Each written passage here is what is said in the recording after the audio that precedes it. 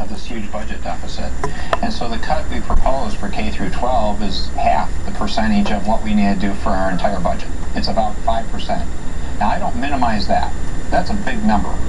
But what we also do is we came to the table with suggestions on best practice, on things that could be done to address that. So it's not just creating a problem. Here are solutions that at least people will hopefully consider. And there were two of those.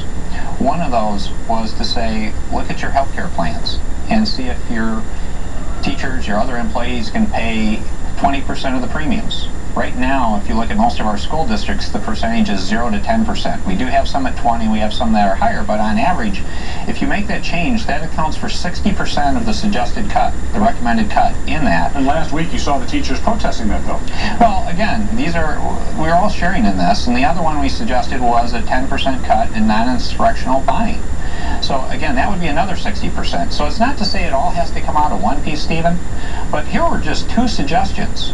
And you got to believe there are dozens of good things that we could do in terms of best practice, that when you start putting those together in combination, that cut can be made up. Now, some experts believe, though, this $300 cut per pupil is going to turn into more like a $700 cut per pupil.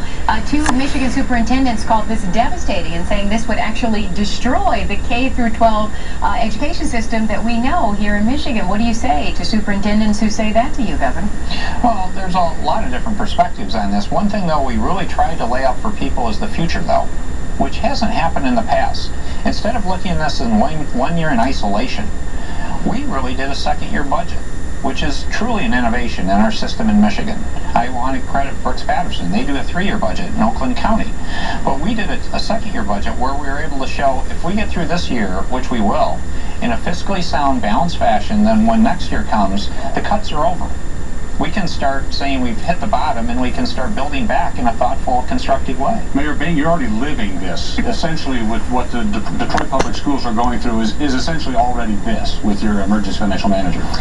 It is, and it's not going to get any better as I see it, quite frankly. But is it working?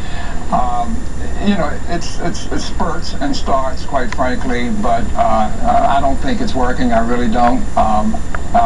I think we've got to really do an overhaul on the DPS system, and from my vantage point, all of the concentration is about DPS kids. I mean, I'm the mayor of the city of Detroit and all the kids in the city of Detroit, so there are some other educational outlets outside of DPS that I think we have to concern ourselves with. There are some good schools in DPS, and everybody now seems to be afraid of the charter schools. There are good schools and bad schools in the charter situation also.